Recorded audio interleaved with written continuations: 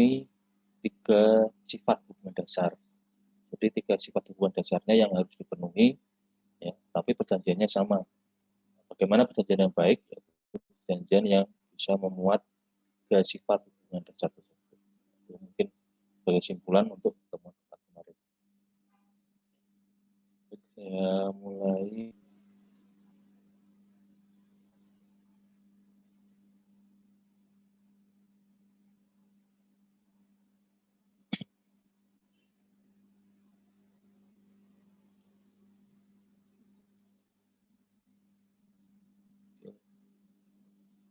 Ya, sebelumnya mohon izin saya mengajar Anda dari kos-kosan saya, ya. Kalau ada suara-suara kendaraan, suara-suara para penghuni kos yang lain, ya misalnya teman-teman sudah maklum, ya, karena lingkungannya seperti itu. Dan kos yang saya huni ini tentunya tidak lebih baik dari yang dihuni oleh teman-teman, ya, kalau di kampus. Karena kalau yaitu tadi seperti yang saya sampaikan sebelumnya, bahwa karena segmennya berbeda, ya teman-teman. Kalau kos yang untuk mahasiswa, ya, tentunya harus nyaman, tujuannya untuk agar fokus konsentrasi belajar. Maka fasilitasnya itu cenderung. Tapi untuk kos-kosan untuk kerja itu biasanya, ya, yang penting bisa nyaman untuk istirahat. Oke. Nah, pertemuan kelima ini, mohon izin, kita berarti minggu depan libur, ya. Berarti sampai dengan pertemuan ke-6, ya. Benar, Pak. Oh iya, berarti sampai dengan pertemuan ke-6. Terus yang di pertemuan ke-7 kapan? 2 minggu setelahnya, Pak. 2 minggu setelahnya, ya. Berarti Anda libur 1 minggu sebelum dan 1 minggu sesudah Lebaran, ya. Ya, Pak, benar, Pak. Baik, terima kasih.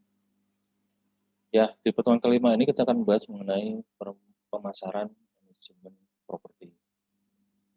Jadi sebelum nanti kita masuk ke praktek masing-masing jenis properti terkait dengan penerapan manajemen seperti apa, kita pelajari hal umum terkait dengan pemasaran, atau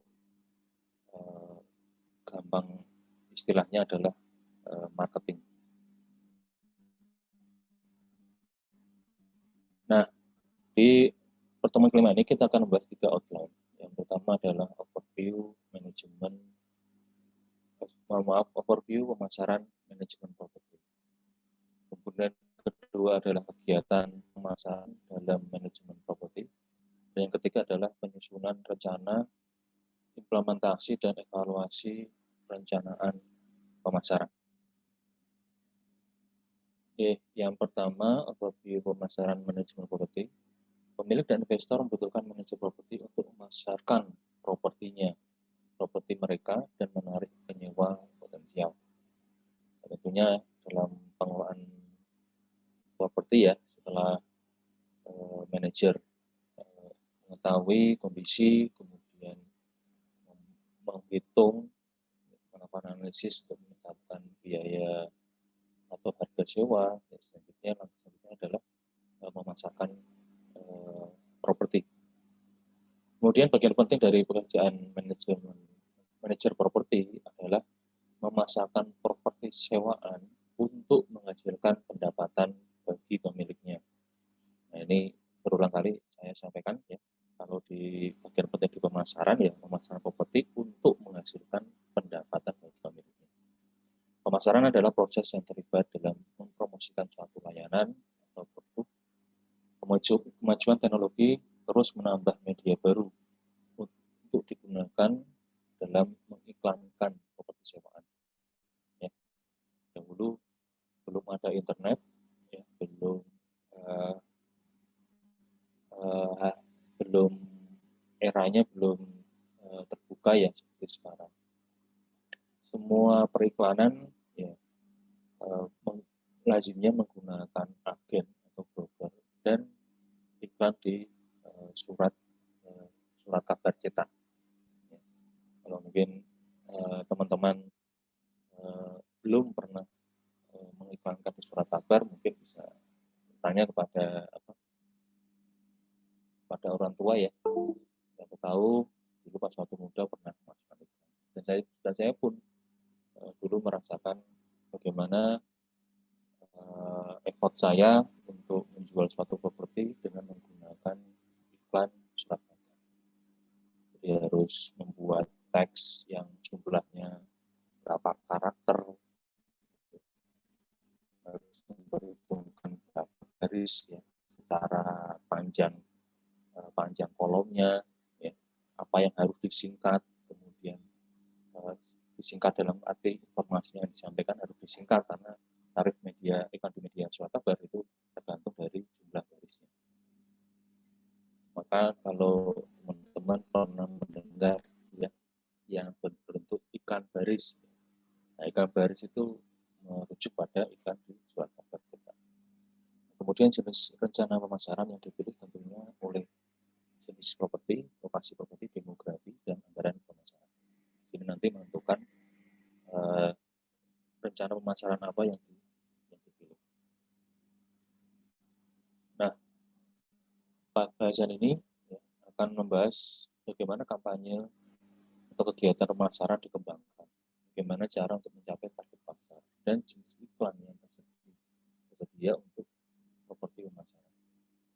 Selain itu, ya, selain dari rencana pemasaran awal, ya, juga belajar bagaimana menjaga penyewa jangka panjang adalah penting. Maksudnya adalah bagaimana mentreatment dengan memberikan memasarkan dalam usaha properti itu, ya, tentunya selain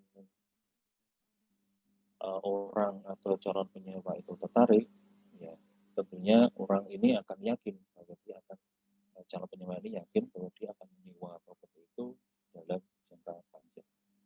Kalau jangka panjang, ya tentunya sesuai dengan tujuan dari pemilik, yaitu mendapatkan keuntungan yang kontinu atau berkelanjutan.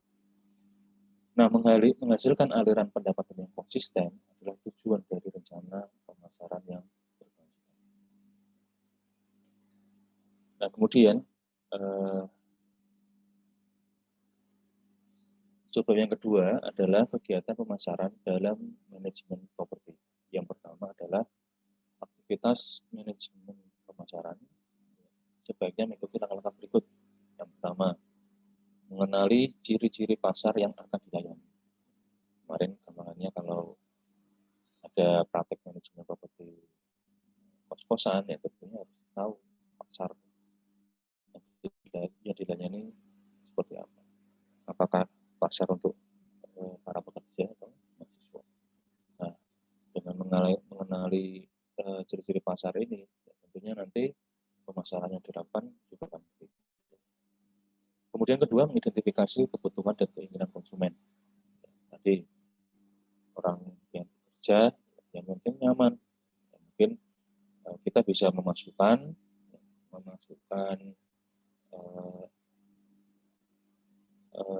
tempat tidur ya atau sleeping bed yang lebih nyaman kalau untuk bekerja. Tapi kalau untuk mahasiswa ya, mungkin diperlukan komponen lain, misal AC, kemudian ada fasilitas laundry dan sebagainya. Kemudian menciptakan produk jasa yang dapat memenuhi kebutuhan dan keinginan pasar. Nah, setelah mengidentifikasi kebutuhan, kita menciptakan satu produk jasa yang bisa memenuhi ya, kebutuhan pasar. Nah, setelah kita menciptakan, lalu yang keempat adalah mengembangkan dan memelihara permintaan produk atau jasa. Jadi kita melihat bagaimana kebutuhan dari para calon penyewa ini. Nah, seandainya ada perubahan selera atau calon penyewa menginginkan kondisi yang lebih lengkap, di sini manajer properti harus harus paham dan menangkap peluang tersebut. Nah, dalam elemen pemasaran, ya, ini dipelajari beberapa hal. Yang pertama adalah produk, yaitu tipe produk yang ditawarkan, bentuk desain, kualitas, dan pelayanannya. Kemudian yang kedua, ya, dalam pemasaran kita harus memperhitungkan harga. Dalam marketing, harga ini juga sangat penting ya, terkait dengan harga, kebijakan harga, sistem pembayarannya ini seperti apa. Apakah 3 bulan pertama harus dibayar di muka, atau 1 tahun harus dibayar di muka, atau boleh dibayar per masa atau per bulan. Kemudian dalam pemasaran juga diperhatikan yaitu terkait dengan promosi, yaitu tingkat iklan, promosi penjualan, kegiatan tenaga penjualan, dan hubungan masyarakat. Di sini nanti perlu diperhatikan jenis promosi yang tepat, jenis iklan yang tepat itu seperti apa. Nah, selanjutnya adalah distribusi, yaitu saluran distribusi yang digunakan, penyebaran produk atau distribusi fisik. Dalam pemasaran perlu dipertimbangkan setelah produknya ditentukan, bagaimana cara untuk mendistribusikannya kepada calon pembeli atau calon penyewa. Nah, kemudian kelima adalah proses ya, menyangkut terkait dengan pembuatan produk dan fasilitas pendukungnya. Yang keenam adalah hubungan baik, khususnya dengan pihak-pihak yang berperan dalam pemasaran, misalnya khalayak, pemerintah, lembaga keuangan, dan seterusnya. Nah, jadi dalam pemasaran perlu diperhatikan ya, jangan sampai melanggar ketentuan atau regulasi yang berlaku di masyarakat. Misalnya tidak menggunakan iklan dengan tagline atau kalimat yang mengandung unsur sara.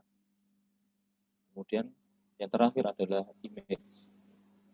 Image ini adalah citra positif di mata masyarakat luas. Nah, dalam memberikan promosi atau melakukan marketing, tentunya image ini harus diperhatikan. Jangan sampai ya, dalam rangkaian kita menawarkan suatu produk dari tahun ke tahun, jangan sampai image marketing itu semakin turun. Ya. Nah, kalau bisa kita memaintain bagaimana cara marketing, bagaimana cara beriklan itu agar image ini tetap terjaga di masyarakat. Misalnya ya, kalau ada properti yang Agung Sedayu, Podomoro, nah, mereka melakukan marketing dengan menciptakan image yang sama di setiap iklan yang mereka sampaikan kepada masyarakat. Nah, selanjutnya kita baca mengenai paradigma baru terkait dengan relationship marketing.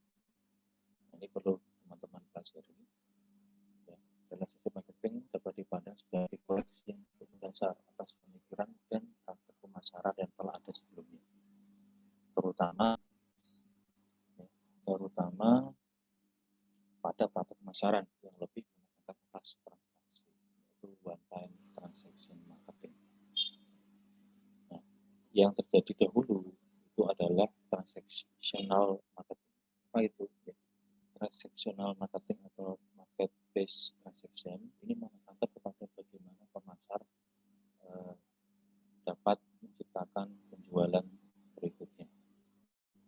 Nah, maka konsep relationship marketing ini menaruh perhatian pada penjualan yang telah terjadi dan berkelanjutan atau ongoing relationship.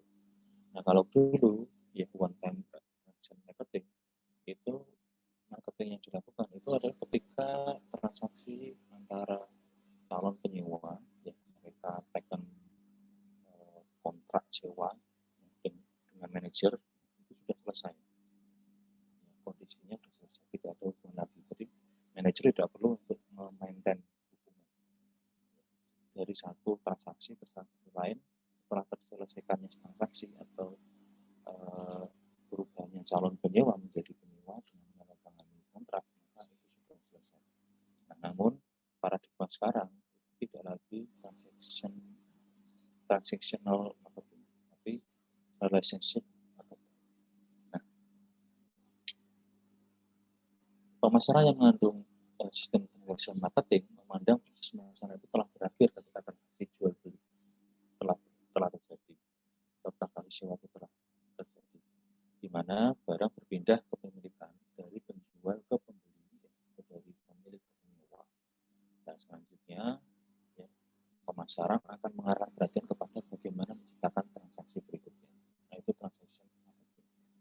Nah, berbeda sekarang, ya, sangat jarang sekali sekarang seorang manajer ataupun bagian marketingnya itu menganut transaction marketing. Nah, mereka sekarang sudah beralih ke paradigma baru, yaitu relationship marketing, yaitu ya, marketing atau pemasaran yang memberikan perhatian terhadap transaksi yang sedang berlangsung dan memanfaatkannya sebagai dasar hubungan pemasaran yang berkelanjutan di masa depan. Nah, dengan demikian proses pemasaran tidak berakhir di transaksi jual beli. Ya, untuk menjaga hubungan yang berkelanjutan di masa depan dengan pasar, pemasar harus memberikan nilai yang lebih dari apa yang dikorbankan konsumen guna memberikan kepuasan kepada konsumen. Nah, contoh gampangnya, kalau sekarang gen dan seterusnya, mereka fokusnya tidak lagi bagaimana transaksi ini segera diselesaikan, tapi mereka berusaha untuk memberikan servis yang terbaik kepada calon penyewa atau calon pembeli. Sehingga ketika calon penyewa atau calon pembeli deal dan melakukan kontrak sewa atau akad jual beli ya, dengan pemilik, nah, karena si konsumen atau calon penyewa atau calon pembeli ini puas dengan apa yang diberikan ya, layanannya oleh manajernya ya, atau agen atau brokernya, maka untuk transaksi berikutnya calon penyewa atau calon pembeli ini akan menggunakan manajer, akan menggunakan agen, akan menggunakan broker yang sama. Makanya gampang mudahnya adalah melayani seseorang yang baru dalam rangka untuk agar orang tersebut menjadi langganan kita. Itulah relationship marketing. Nah, selanjutnya kita membahas mengenai penyusunan rencana, implementasi, dan evaluasi perencanaan pemasaran. Yang pertama, penyusunan perencanaan pemasaran. Rencana pemasaran dikembangkan sebagai bagian dari rencana manajemen keseluruhan. Nah, untuk seorang manajer properti, rencana pemasaran adalah strategi terperinci yang digunakan untuk menyewakan. Jadi ketika mengembangkan rencana pemasaran, tujuannya adalah untuk memberikan iklan dengan cara yang paling hemat biaya, sesuai ya dengan tujuan dari manajemen ya, terkait dengan target manajemen, yaitu yang pertama apa? Agar efektif ya, sesuai dengan tujuan, yaitu mendapatkan keuntungan ya, yang kontinu bagi pemilik. Kedua adalah untuk tujuan efisiensi penghematan biaya. Nah, rencana pemasaran dirancang untuk menarik sebanyak mungkin penyewa potensial ke properti. Nah, manajer properti harus mengidentifikasi target pasar yang mungkin sangat luas atau sangat spesifik. Pemasaran untuk properti komersial dan industri diarahkan ke pasar tertentu. Ya, karena apa? Kalau ini diarahkan ke pasar yang lebih luas, masyarakat dengan berbagai tingkat ekonomi tentunya tidak efektif, tidak efisien. Kenapa? Ya karena yang berkepentingan properti komersial dan industrial ya ini hanya segmen-segmen kecil yang ada di dalam masyarakat. Itu mereka yang ingin mengembangkan bisnis, ya, mereka ingin mengembangkan industri, dan tidak semua masyarakat mempunyai modal yang besar untuk bisa masuk ke dalam pasar komersial dan industrial. Nah, sedangkan pemasaran properti residensial ini dapat diarahkan pasar ke yang lebih besar. Karena residensial hunian. Ya, kalau kita belajar terkait dengan kebutuhan setiap orang, berarti hunian itu kan sandang, kebutuhan primer dari setiap orang. Jadi bisa diarahkan ke pasar yang lebih besar. Nah, tapi yang terjadi adalah menggunakan cara pemasaran atau sumber daya pemasaran. orangnya, ya. Kemudian biaya iklannya, sumber daya. Kemudian pengetahuan tentang properti, demografi, ya. Demografi kependudukan, mengetahui tipe dari masyarakat atau segmen pasar yang kita tuju, kemudian kondisi pasar daerah itu, persaingan lokal dan pilihan media lokal. Pilihan media iklan, cetak, apakah itu berupa baliho, apakah menggunakan brosur, apakah menggunakan internet, apakah menggunakan agen. Empat faktor ini memberikan manajer properti dengan data yang ditemukan untuk mengidentifikasi target pasar dan yang digunakan untuk mencapai pasar. Nah, hal-hal yang perlu diperhatikan dalam penyusunan perencanaan pemasaran sebagai berikut. Yang pertama, kita harus memahami terkait dengan anggaran pemasaran. Kalau anggarannya sedikit, ya kalau kita ingin langsung mengcapture pasar yang luas, ya tentunya juga mustahil ya, karena kita memasarkan kondisi yang tidak memungkinkan. Justru nanti satu ini adalah kita akan lebih besar pengeluaran daripada penghasilan. Kemudian kita harus mengetahui produk. Ya. Jadi kita harus tahu terkait dengan pengetahuan produk. Ya, gambarnya bagaimana, apakah properti itu baru, ya, atau properti yang kita akan pasang itu properti lama. Kemudian berapa jumlah unit dan harganya, kondisi properti, pasar sasarannya apa, apakah untuk properti residensial, atau komersial, atau industrial. Nah, properti itu tentunya memiliki pasar yang berbeda, ya, segmen pasar atau pasar sasaran yang berbeda. Nah, selanjutnya adalah persaingan. Nah, persaingan ini juga perlu diperhatikan karena kekuatan dan kelemahan, baik itu karena lokasi propertinya, kondisi tingkat turnover ya, perputaran penyewa, kemudian harganya, pergantian musim, dan peluang dan ancaman.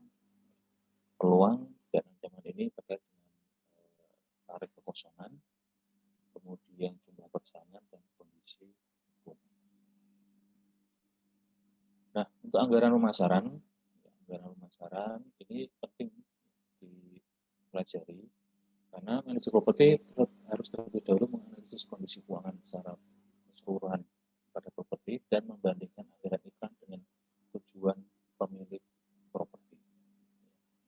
Jadi kalau anggaran pemasaran atau anggaran iklannya itu kecil, ya kita bisa mulai untuk menekankan pada pasar lokal.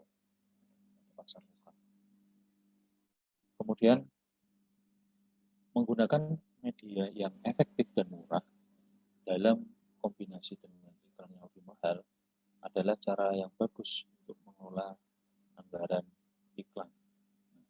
Gampangannya adalah kalau suatu properti itu dipasarkan dengan cara yang lebih mahal, maksudnya dengan menggunakan media TV dan seterusnya. Nah, ini bisa digunakan kombinasi dengan media yang lebih murah. Ya, contohnya dengan menggunakan internet. Jadi kombinasi keduanya ini akan menghasilkan segmen pasar yang besar yang bisa ditangkap. Nah, di sini dibagi menjadi dua biaya. Yang pertama biaya langsung, yaitu biaya yang dapat diidentifikasi secara khusus oleh manajer properti dengan aktivitas tertentu. Sedangkan biaya tidak langsung adalah biaya lain-lain yang diperlukan untuk operasi umum bisnis atau untuk menyelesaikan proyek tertentu.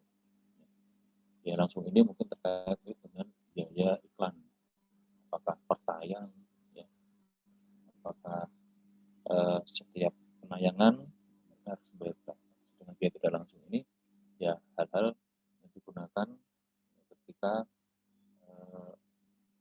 atau untuk mengikuti proses dari iklan itu siap untuk disampaikan. Nah, setelah biaya akhir dari rencana pemasaran ditentukan, maka anggaran akhir harus disiapkan. anggaran ini disiapkan untuk 10 tahun. Kemudian untuk 1 tahun ini ditinjau tidak kurang dari 3 bulan. Dan direvisi jika perlu. Jadi di bawahnya adalah 1 tahun. Nah, selain anggaran 1 tahun, maka anggaran pemasaran jangka panjang itu juga harus dipersiapkan. Anggaran jangka panjang ini biasanya merupakan bagian dari rencana strategis jangka panjang untuk seluruh properti. Biasanya anggaran jangka panjang ini berlangsung untuk 3 sampai 5 tahun. Nah, selanjutnya terkait dengan penyusunan rencana pemasaran, yaitu pengetahuan pengetahuan produk ya, atau barang yang akan dipasarkan. Nah, memiliki pengetahuan tentang pasar lokal dan properti yang akan disewa adalah penting. Nah, sekali lagi, sebelum properti dipasarkan, manajer properti harus berjalan melewati atau menginspeksi properti. Karena kalau kita lihat di analisis sebelumnya, kan ada analisis properti ya, selain analisis pasar, analisis tujuan. Nah, kalau di analisis properti ini memang wajib untuk melakukan inspeksi terhadap properti. Manajer harus membuat daftar bagi jenis unit yang akan disewakan, mengidentifikasi area yang perlu diperbaiki, dan menentukan struktur harga. Hal-hal yang perlu diperhatikan terkait dengan pengetahuan produk sebagai berikut. Yang pertama, gambar. Gambar ini penting ya, teman-teman. Ya. Baik itu gambar bergerak ya, dalam bentuk video maupun gambar yang tidak bergerak. Nah, daya tarik yang bagus akan menarik calon penyewa. Bila mana bangunan bersih dan menarik dari luar, maka penyewa menganggap bahwa bangunan tersebut memiliki interior yang bersih dan menarik. Kemudian yang perlu diperhatikan selanjutnya adalah apakah properti baru atau didirikan. Nah, apakah yang di pasar ini adalah properti baru atau ketika di pasar. Nah, bila mana sudah mapan atau sudah lama didirikan, maka upaya apa yang harus dibutuhkan untuk memasarkan dan menyewakan uang yang tersedia. Kemudian jumlah unit dan harga, ya, berapa jumlah unitnya, berapa jumlah harganya. Ya. Nah, berapa analisis sewanya, apakah ini tinggi atau rendah terkait dengan kompetitor di kondisi pasar. Ya, apakah unit ini tersedia sekarang atau baru dapat disewa di masa mendatang. Nah, ini perlu menjadi perhatian bagi manajer dalam pemasaran. Kemudian keempat, kondisi properti. Nah, kondisi properti ini manajer properti harus berbicara terkait dengan pemilik properti, terkait dengan perbaikan atau pembersihan yang harus dilakukan sebelum properti tersebut mulai dipasarkan. Jika perlu perbaikan, maka ya, manajer harus berpikir, ya, harus menganalisis berapa biaya perbaikan dan menginformasikannya kepada pemilik properti. Kemudian pasar sasaran. Sekali lagi, pasar sasaran atau segmen pasar ini berbeda ya, antara residensial dan komersial ataupun dengan industrial. Nah,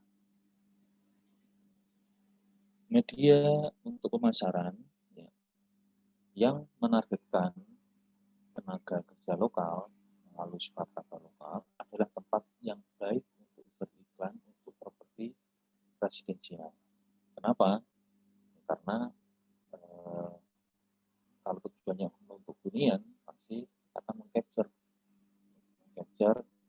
masyarakat yang tinggal di sekitar area properti yang disewa atau dijual. Nah, tidak mungkin ya kita mengiklankan melalui internet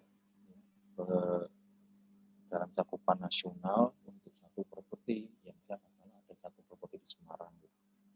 Lalu kita mengiklankan banyak untuk sampai ke surat kabar nasional ya. Kecuali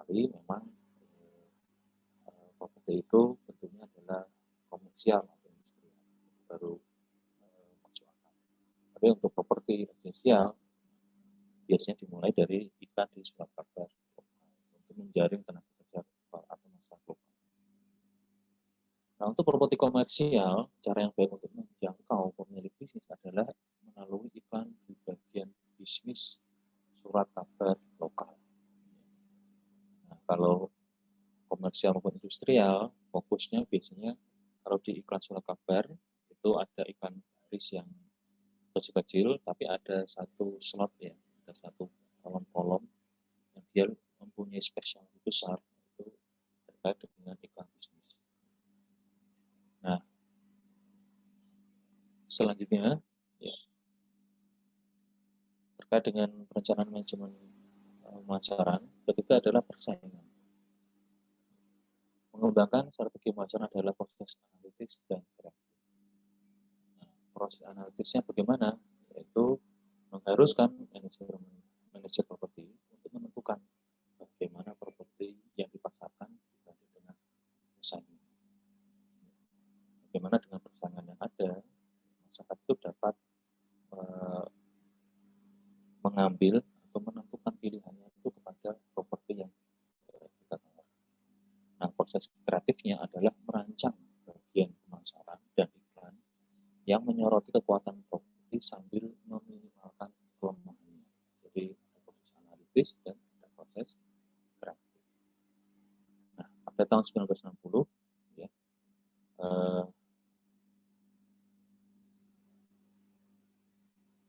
ada Mr. Albert ya, Humphrey. Ini menciptakan model analisis yang terkenal.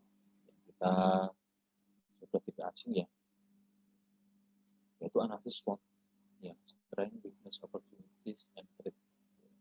Nah, ini telah diadopsi oleh perusahaan Amerika sebagai model yang digunakan untuk semua jenis bisnis, rencana bisnis dan pemasaran. Nah, dengan mempelajari SWOT tadi, nah ini dapat menyediakan informasi yang diperlukan untuk menentukan tarif sewa.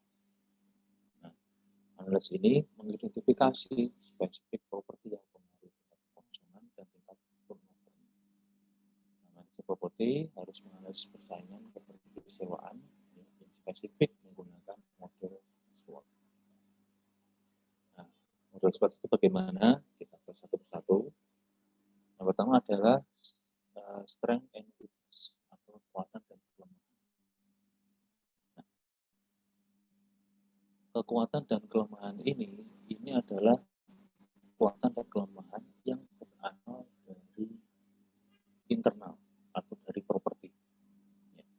Misalnya, contoh kekuatan dari properti. Yang pertama, lokasinya strategis, kondisinya bagus. Nah, itu yang bagus.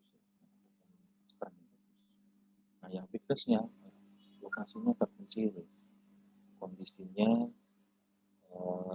kurang baik dan membutuhkan perbaikan. Kemudian ada juga tingkat perputaran dan harga dan emosi dan penentuan harga. Jadi pada intinya adalah strength dan weakness itu ada kekuatan dan kelemahan berasal dari internal di dalam properti. Namun kelemahan properti, kekuatan properti dalam analisis adalah fitur yang secara positif mempengaruhi daya jual atau daya sewa properti. Kekuatan dari dalam ini mempengaruhi daya jual atau daya sewa pada properti tersebut. Sedangkan kalau kita mengidentifikasi ada weakness, maka weakness ini adalah fitur yang negatif. Fitur yang negatif yang dapat mempengaruhi daya jual properti, namun mungkin bisa diatasi tergantung pada kelemahannya. Ya. Misalnya kalau kelemahannya lokasinya terpencil, mungkin kita tidak bisa banyak yang bisa mengatasi lokasi ya, karena itu hubungannya dengan kondisi properti terkait dengan kedudukan fisik secara wilayah dari properti itu sendiri. Nah, namun kita bisa memunculkan keunggulan lain atau menambah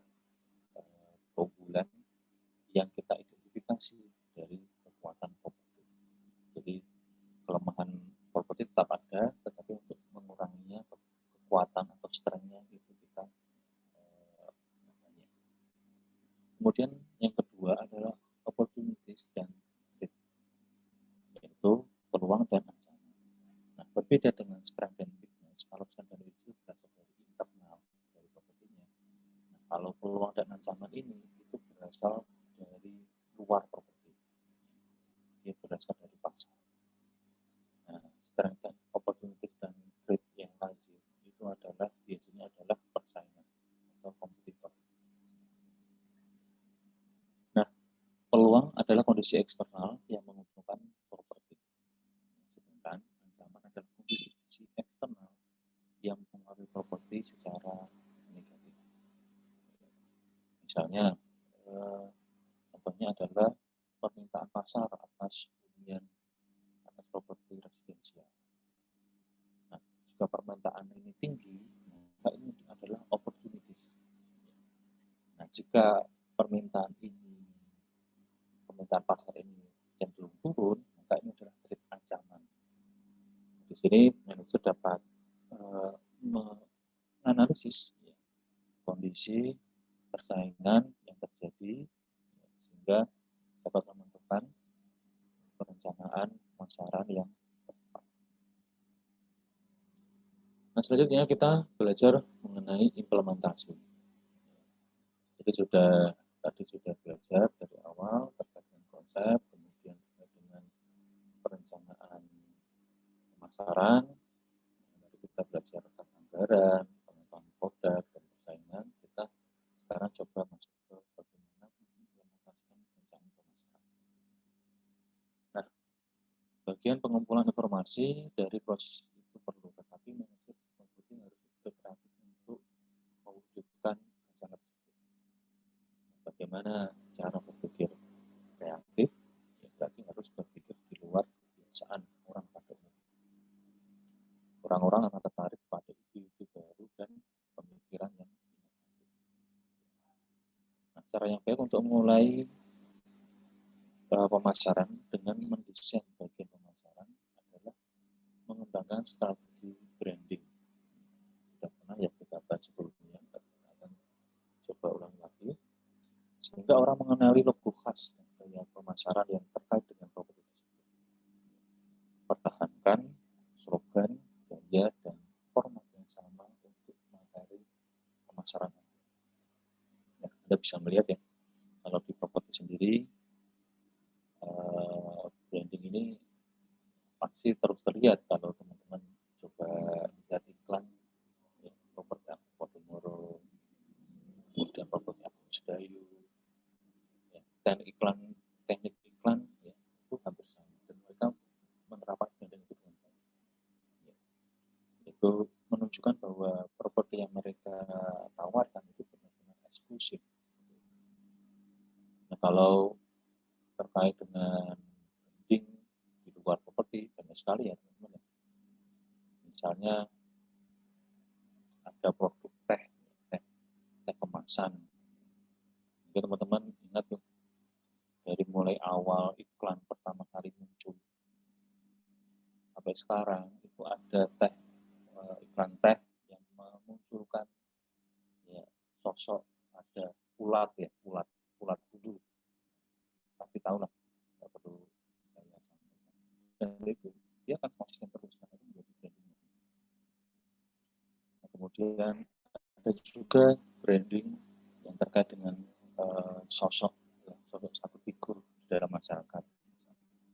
Misal dari saya mencermati mungkin ada semacam obat busuk ya, atau ada produk minyak kayu putih yang dari mulai awal muncul sampai sekarang dia menggunakan figur publik yang sama. Nggak usah menyebut merek ya, teman-teman pasti sudah. Nah, kemudian teknik untuk pemasaran yang sukses. Nah, kita mulai dari memilih fitur yang paling diinginkan dari properti dan gunakan foto kreatif untuk mempromosikannya sebagai manfaat yang unik dan eksklusif. Misalnya apa? Misalnya kalau ada perumahan klaster, maka yang dimunculkan pertama ya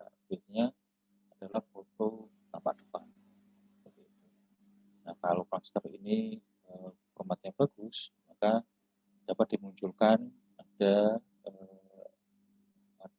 wahana kolam renangnya misalnya. Itu akan memberikan kesan yang eksklusif kepada para calon pembeli atau penyewa. Kemudian sertakan keterangan atau testimoni dari penyewa yang puas untuk menunjukkan kepada orang-orang ya, itu bahwa dia senang menyewa properti. Biasanya teman-teman melihat tidak jarang ada testimoni-testimoni yang muncul pada saat itu. Nah, kemudian promosikan iklan tadi, promosikan properti tadi di tempat-tempat menarik. Promosikan tempat-tempat menarik di properti. Ya, misalnya akses bilas ke toko-toko. Misal 10 menit ya, ke bandara hanya 10 menit. Ke mall ABC hanya 5 menit. Ini juga perlu. Ya, kemudian ke PKN Stan hanya 5 menit. Nah, ini akan memberikan informasi yang penting yang menggiring calon penyewa atau pembeli itu segera menempati properti yang kita tawarkan. Nah, pastikan penyewa potensial itu mengetahui adanya insentif khusus untuk konsesi. Ya, maksudnya insentif khusus ini mungkin terkait dengan diskon, terkait dengan potongan harga. Kalau konsesi ini adalah opsi untuk mungkin memperpanjang kontrak, ya, ataupun perpanjangan kontrak dan harga yang tetap. Misal perpanjangan kontrak di tahun kedua dengan menggunakan harga kontrak di tahun pertama. Nah, kemudian yang terakhir, promosikan properti menggunakan internet dan iklan cetak. Nah, ini mulai tahun 2000-an ya, sudah mengarah ke internet dan iklan cetak. Nah, hal yang perlu diperhatikan dalam implementasi perencanaan pemasaran sebagai berikut. Yang pertama, cara mengiklan. Yang kedua, keanekaragaman dalam iklan. Yang ketiga adalah kampanye periklanan.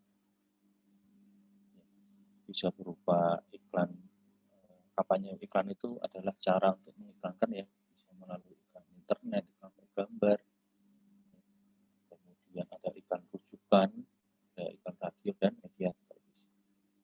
Nah, cara menulis iklan kita belajar, mungkin bisa Anda manfaatkan ya materi hari ini untuk Anda terapkan, tidak hanya di properti ya, mungkin Anda ingin membuat iklan yang bagus dan menarik. Nah, iklan harus menarik calon penyewa untuk datang ke properti. Maka iklan harus menarik secara visual, deskriptif dan faktual. Saat menulis iklan yang efektif, ingatlah bahwa seseorang hanya menghabiskan sekitar 4 detik membaca 11 informasi. Maka kalau iklannya baik, tentunya apa? Tidak perlu panjang-panjang ya, secara teksnya, penjelasannya tidak perlu panjang-panjang, tapi menarik secara visual, ya, namun teks yang disampaikan juga tidak banyak, tapi mempunyai kemampuan untuk mendeskripsikan properti yang kita tawarkan, dan tentunya faktual. Karena hanya butuh 4 detik untuk seorang untuk bisa membaca tentang kita. Nah, ini dikembangkan formula AIDA, bermanfaat bagi manajemen properti untuk digunakan dalam rangka menarik perhatian dan minat, menciptakan ekstrak dan merasakan tindakan akibat membaca iklan. Iklan yang bagus itu tentunya tidak hanya memancing perhatian ya, bahkan iklan yang bagus itu seharusnya adalah memancing tindakan bagi pembaca ini untuk ingin datang ke properti yang kita tawarkan. Ya. Yang pertama adalah kita harus menciptakan attention, perhatian. Ya. Maka pertama-tama dapatkanlah perhatian pelanggan. Nah, silakan mau menggunakan variasi visual huruf, mau menggunakan satu gambar tertentu. Yang pertama adalah mendorong perhatian dari para pembaca iklan. Itu yang pertama. Kemudian kedua adalah interest atau minat. Setelah perhatian kita dapatkan, maka iklan itu harus bisa memunculkan minat, harus dapat menciptakan minat bagi si pembaca. Nah, kemudian setelah menciptakan minat itu harus memunculkan yang namanya keinginan. Keinginan ini adalah ada hasrat. Hasrat dengan membuat penawaran yang tak tertahankan. Maksudnya setelah melihat, setelah terpancing untuk perhatikan, kemudian ada minat, kemudian ada keinginan untuk segera untuk menelpon, segera untuk menghubungi atau mengakses website dari pengiklan dan seterusnya. Nah, yang terakhir adanya action, tindakan, yaitu untuk segera melakukan pembelian atau penjualan, dan pembaca ini harus tindak. Contohnya apa? Setelah melihat iklan baliho di perempatan jalan, orang tertarik dengan gambarnya. Setelah tertarik, mereka ada minat, mulai muncul pertanyaan, di mana sih tempatnya? Nah, setelahnya baru muncul keinginan, wah, saya ingin lihat rumahnya, lihat rumah contohnya. Kemudian mereka mengarahkan mata mereka kepada nomor telepon.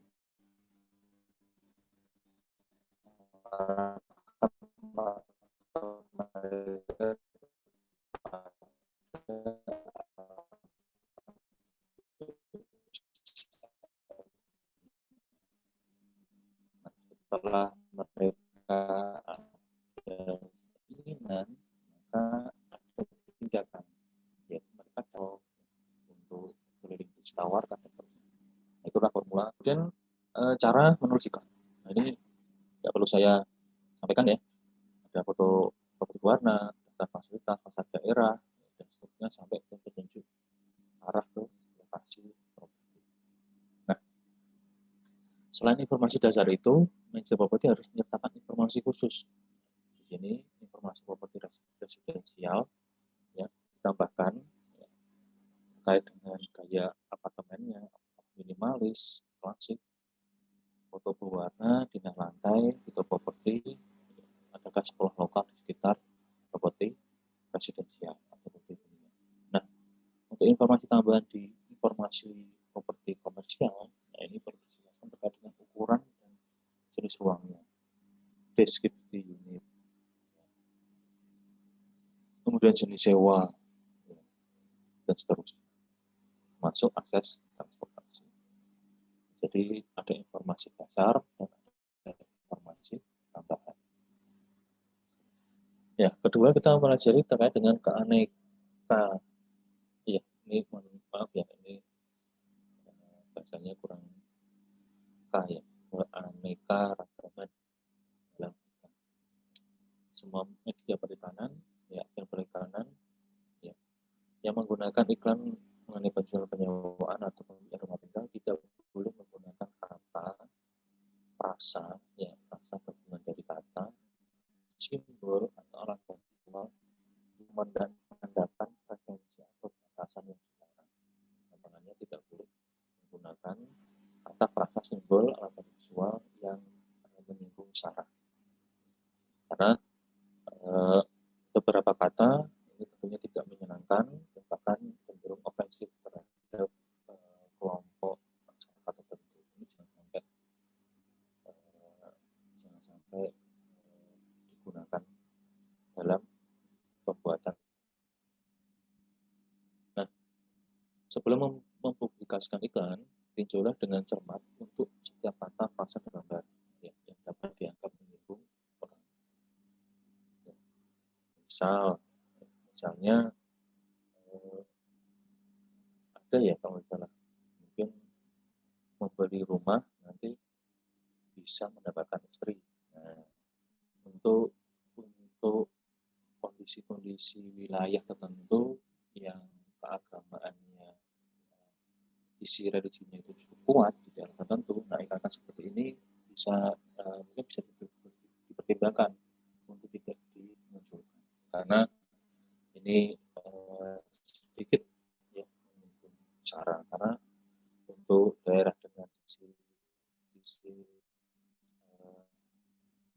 yang punya karakter ya masyarakat dengan agama yang kental. Ya, kalau kita menikah properti dengan mengistilahkan menjadi properti dengan istri, nah, karena posisi pernikahan di dalam agama itu kan tentunya sakral ya. Kalau kita menggunakan seperti itu, ya tentunya bukan keuntungan yang kita peroleh, tetapi justru malah semacam ya, akan disorot oleh beberapa media atau kalangan masyarakat di wilayah tersebut. Kemudian perikanan. Nah, saat ini berkembang ya, yaitu istilah ya, yaitu give the word out. Maksudnya apa? Iklan itu hanya sebagai kata-kata, tetapi iklan tidak sebatas orang membaca. Ya, justru yang dibutuhkan adalah dengan kata-kata itu, ya, seolah kata-kata yang ada dalam iklan itu keluar dan bisa menarik kita untuk masuk lebih dalam kepada properti yang kita miliki. Sehingga kampanye iklan harus intensif, merata, dan dijadwalkan berlanjut. Nah, manajer properti perlu memilih media internet, media cetak, radio, atau televisi apa yang digunakan untuk menarik bisnis. Nah, kampanye perikanan ini dapat berupa iklan internet, iklan bergambar, iklan rujukan, dan iklan radio dan media televisi. Nah, kita mulai. Yang pertama, iklan internet. Internet ini banyak orang meriksa situs. Nah, situs web adalah pengelompokan halaman web gambar dan informasi digital lainnya yang dihosting oleh server. Halaman web adalah satu halaman data yang untuk setiap properti sebagai bagian dari situs web. Nah, iklan internet antara lain, ya ini ada yang namanya situs web properti atau properti website. Biasanya orang atau beberapa manajer dia memasarkan propertinya itu dengan membuat satu website khusus. Ya. Misal www.thehills, ya, thehills.com. Berarti apa? Yang ditawarkan adalah properti cluster The Hills. Ya. Itu bisa seperti itu. Tentunya iklan seperti ini juga membutuhkan biaya besar karena kita harus membeli ya, situs web tertentu yang kemudian harus kita edit ya, memakan waktu juga. Tetapi bagi pembeli atau penyewa ini akan memberikan pesan eksklusif. Nah, kemudian ada situs web sewa. Nah, situs atau rental website ini ya banyak ya teman-teman. Sekarang banyak sekali yang populer. Ada OLX, 123, dijual.com, dan seterusnya. Nah, kemudian ada multiple listing service atau layanan daftar bergantian, yaitu sumber penyewa yang baik untuk properti komersial dan residensial adalah agen real estate dan broker yang mewakili klien dan mencari properti yang dilakukan melalui multiple listing service lokal atau melalui situs broker komersial. Jadi ada satu situs di dalam internet ini adalah kumpulan dari broker-broker. Kalau dulu apa ya? Dulu itu mungkin teman-teman ada yang tahu ya istilahnya. Jadi dulu itu kan kalau nggak salah ada beberapa user email ya, pengguna email mereka bergabung ya dalam satu kelompok. Apa itu istilahnya? Saya lupa. Ada teman-teman yang tahu bisa menyampaikan. Nah, kemudian ada iklan baris internet. Walaupun iklan baris itu adanya di media cetak, nah, di internet pun ada juga iklan baris. Nah, contohnya adalah www. yang di Craigslist, ya, Craigslist.org, di mana Anda dapat mendapatkan iklan tanpa biaya. Jika kompleks apartemen ya, menerima hewan peliharaan, maka properti harus berikan di www.petsonline.com. Contohnya seperti itu. Nah, kemudian ada iklan mereka lebih besar, lebih canggih, dan lebih mahal. Karena menarik secara visual dan memiliki dampak yang besar pada pembaca daripada iklan berisi. Iklan bergambar kira-kira fokus pada keinginan dan gambarnya, gambar propertinya. Nah, pada beberapa surat kabar biasanya kalau iklan bergambar ini, mereka iklannya bisa tercapture di dalam surat kabar, entah setengah halaman atau satu halaman.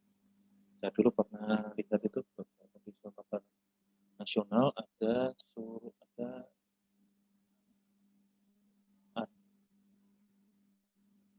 kawasan Mekarta, ya. Sempat ada Mekarta. Nah, dulu saya lihat itu langsung beberapa media nasional itu dia mengiklankan sampai satu halaman sendiri, kan lebih gampang, 2 halaman. Mungkin karena memang segmen pasar yang diambil oleh manajer di Mekarta untuk segmen nasional, karena di situ ada properti dunia, ada properti komersial, dan nah, iklan bergambar untuk properti komersial dan industrial umumnya ditempatkan di halaman keuangan atau bagian bisnis surat kabar dengan distribusi besar. Nah, bedanya tadi kalau yang properti dia bisa di halaman tertentu, tetapi kalau di komersial dan industri biasanya ada bagian beberapa halaman dari surat kabar itu yang untuk berita bisnis, ya, berita keuangan. Nah, nanti iklan yang komersial dan industrial itu ditaruh di halaman surat kabar tersebut. Nah, ada beberapa jenis, ya, ada berupa panduan sewa atau rental guide, ya. Ini ada penyewaan untuk fasilitas atau persewaan. Nah, publikasi ini ditawarkan secara gratis kepada publik karena dibayar oleh iklan. Jenis iklan ini dapat mencakup banyak orang, mudah diakses dan terletak di rak-rak pintu masuk toko atau kalau sekarang sudah viral, ya teman-teman, ya, karena semuanya sekarang basisnya adalah internet. Tapi kalau zaman-zaman dahulu masih ada, kita berkunjung ke suatu daerah. Kemudian ada selebaran dan brosur. Ini pilihan iklan bergambar yang murah, yang paling murah, karena ini bisa kita cetak dalam jumlah yang lebih besar, ya, dan kita bisa sebarkan di manapun. Nah, bedanya selebaran dan brosur ini kualitasnya lebih tinggi daripada selebaran. Jadi secara kualitas kertas, gambar, dan seterusnya itu lebih bagus daripada selebaran. Nah, kemudian ada daftar properti sewaan. Nah, ini daftar properti sewaan ini bukan dari manajer yang membayar, yang membuat, ya, tapi para penyewa potensial ini biasanya mereka secara mandiri, ya, ini ingin mendapatkan informasi. Mereka membuat suatu daftar namanya rental property list. Ini daftar ini bisa dinikmati oleh penerima atau penyewa dalam suatu masa tertentu. Kemudian ada, ya, iklan luar ruang atau outdoor. Iklan outdoor. Nah, iklan outdoor ini biasanya ditempatkan pada titik-titik tertentu di luar properti. Dan ini biasanya akan harus terletak di tempat-tempat yang sering dilalui oleh masyarakat. Misalnya kalau ada properti di pinggir jalan, maka biasanya dibuat semacam MT atau iklan, ya, yang dipasang di dinding luar dari properti tersebut. Nah, kemudian ada namanya billboard, yaitu iklan papan. Iklan papan itu sebenarnya adalah bentuk iklan outdoor yang bentuknya lebih besar. Ini, untuk referensi ini, luasnya itu 15 kaki persegi, 15 feet mahal dan harus disediakan anggaran untuk mengakomodasi bentuk iklan ini. Iklan ini akan memberikan manfaat terbaik jika dikombinasikan dengan iklan surat langsung maupun iklan internet. Kenapa? Ya, karena kalau orang berikan di surat kabar di internet, mereka melihat secara sekilas, tetapi ketika mereka melewati suatu garis tertentu, nah, itu seakan-akan pembaca iklan ini diingatkan kembali. Oh, tapi saya baru saja melihat ini, kok ada iklan ini lagi ya? Oh, berarti penetrasi kepada si pembaca iklan itu diharapkan akan terus masif ya, sehingga pembaca iklan akan tertarik untuk masuk ke dalam properti yang kita. Nah, kemudian yang keenam adalah iklan di bis ya. Ini tidak perlu saya jelaskan ya, karena teman-teman ini sudah sering ya melihat ya. Jadi ada di bangku halte bis, ya. Kemudian biasanya ditaruh iklan terkait dengan properti, iklan terkait dengan produk. Dan kalau teman-teman pernah, nggak hanya di bis ya mungkin ya penerapannya, ini bisa ada di beberapa moda transportasi yang lain. Misalnya kalau teman-teman yang suka pakai menggunakan kereta, ya, kita pasti melihat di ujung-ujung plafon biasanya ditaruh itu iklan. Dan kalau ada cermati setiap 1 bulan kan dia kan iklannya kan. Nah, kemudian ada yellow pack ya. Yellow pages ini sudah dulu menjadi iklan yang sangat efektif ya teman-teman di masanya ya, di masa saya Pak khususnya. Tapi di masa Anda ini sudah mulai tergerus oleh iklan internet. Nah, di Yellow Pages ini selain nomor telepon dari setiap pemilik, dia sebenarnya fokusnya pada daftar nama pemilik telepon. Ya, misal dimulai dari masyarakat dengan mempunyai yang memiliki nama A, abjad A, kemudian B, C, D, E. Jadi misal nama saya ya, nama saya Eko jalan ABC nomor teleponnya sekian, Eko jalan DEF nomor telepon sekian. Nah, tetapi di setiap 5 halaman atau 10 halaman itu ada iklan di situ ya, entah iklan barang-barang konsumsi, iklan properti, iklan konsultan dan seterusnya. Nah, itu dulu sangat efektif, tapi sekarang setelah ada internet sudah mulai berkurang. Kemudian ada yang namanya email langsung ya, secara direct. Biasanya direct mail ini email blast ya, yang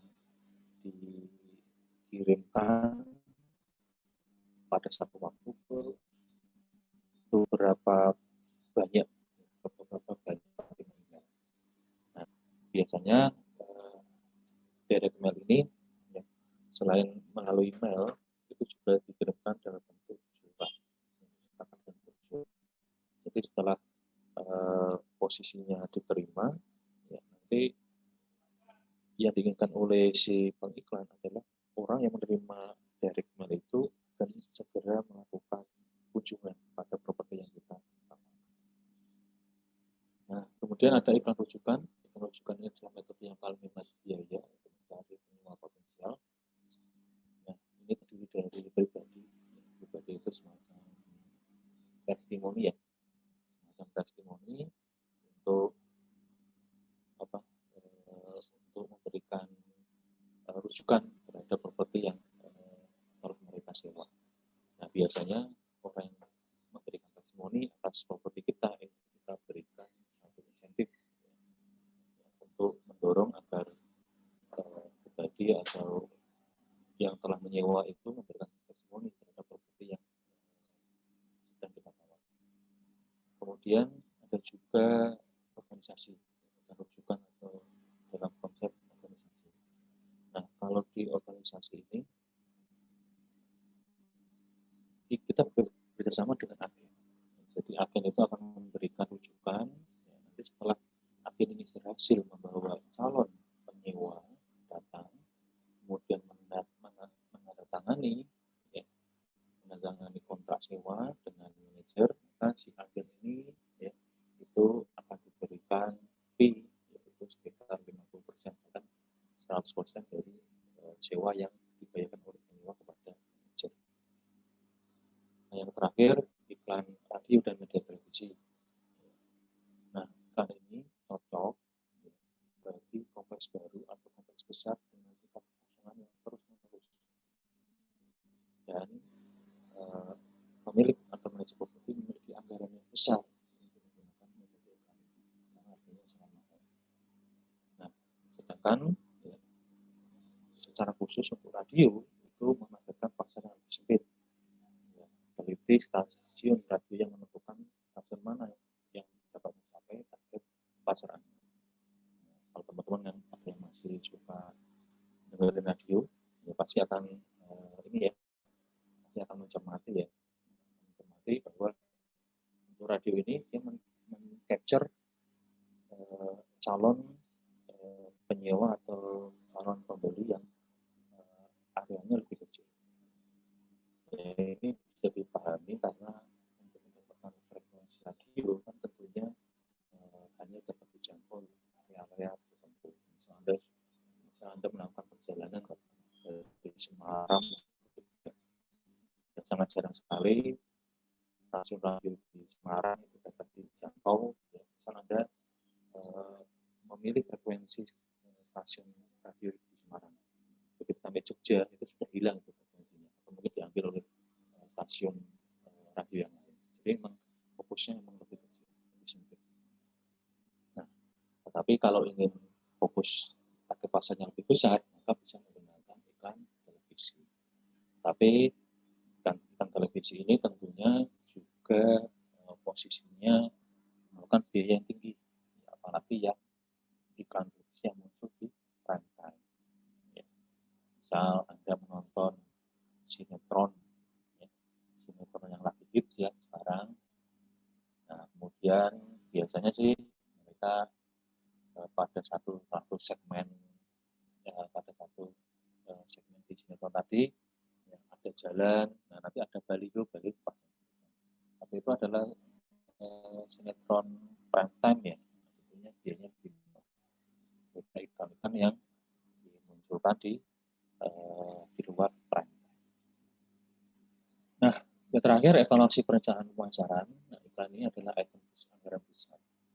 Nah, untuk menentukan efektivitas rencana pemasaran, nah,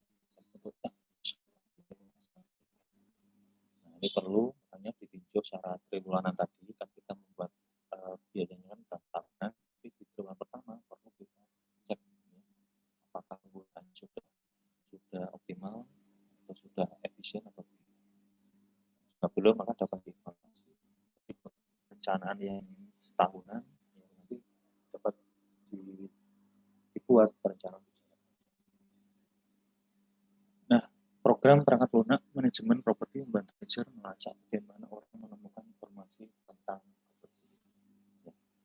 Apakah mereka menemukan properti di internet, apakah mereka merespon iklan atau majalah di koran, apakah mendengar tentang properti dari mulut-mulut. Nah, seorang properti harus menggunakan laporan jasa sistem ini untuk mengkaji biaya dan menyiapkan upaya perhutanan di masa depan. Nah, untuk gampangannya kan sekarang kalau teman-teman lihat ya di iklan web atau apa itu kan itu dilihat berapa ribu kali ya. Kemudian di telepon berapa kali, nah, itu kita bisa melakukan evaluasi. Nah, inilah pentingnya hasil rencana pemasaran dapat diukur dengan menghitung rasio konversi. Nah, rasio konversi itu apa? Ya, jumlah prospek yang mengunjungi properti sewaan dibandingkan dengan jumlah yang benar-benar menandatangani sewa. Setelah Anda menggunakan perangkat lunak mengidentifikasi berapa banyak iklan Anda posting, Anda buat itu ditonton banyak orang. Nah, kalau mereka tertarik, kalau diikuti, mereka akan melakukan kunjungan. Nah, di kunjungan itu biasanya kalau di kantor pemasaran dan Anda biasanya mereka disuruh mengisi buku, ya, namanya buku tamu ya misalnya. Mereka akan meminta Anda untuk mengisi nama, alamat, nomor HP, dan seterusnya. Nah, pengisian ini tidak hanya diisi belakang seperti buku tamu kayak ada undangan resepsi ya, tapi ini gunanya untuk menghitung rasio konversi. Ya, jadi apa? Jadi mereka akan melihat dari yang mengunjungi properti di buku tamu tadi, kira-kira yang benar-benar sampai menandatangani sewa, menandatangani akad jual beli itu berapa orang dari jumlah orang yang mengisi buku tamu. Nah, di situ kita akan tahu berapa rasio konversi ya, terkait dengan keberhasilan perencanaan pemasaran. Seperti itu ya teman-teman, yang nanti jangan khawatir kalau ada teman datang ke kantor pemasaran disuruh ngisi atau apa isi aja, karena itu penting untuk mereka untuk evaluasi manajemen pemasaran. Baik, sebelum saya tutup saya berikan quote ya, kebenaran suatu hal tidaklah ditentukan oleh seberapa banyaknya orang yang bertanya. Jadi Anda harus tetap kalau Anda mempunyai pandangan pada suatu kebenaran, jangan melihat bagaimana banyaknya orang yang percayanya ya, karena kebenaran itu mutlak disampaikan oleh Ahmad Dahlan. Baik, terima kasih atas perhatian teman-teman. Terima kasih atas perhatian selama 1 jam ini, 1 jam 15 menit ya, 45 menit. Bukan, selama 75 menit. Mohon maaf, materi sangat banyak. Selanjutnya kita akan masuk ke forum diskusi Google Classroom. Silakan ajukan pertanyaan dan saling memberikan komentar. Tidak perlu khawatir ya, kita semua sedang posisi belajar, saya juga posisi belajar juga, maka kita harus saling sharing pemikiran ya, sharing. Terima kasih, mohon maaf bila ada salah kata, salah sikap, pilihan kata yang kurang tepat dan menyinggung perasaan teman-teman. Insya Allah kita bertemu lagi di pertemuan berikutnya. Baik, terima kasih. Selamat pagi, selamat siang, assalamualaikum warahmatullahi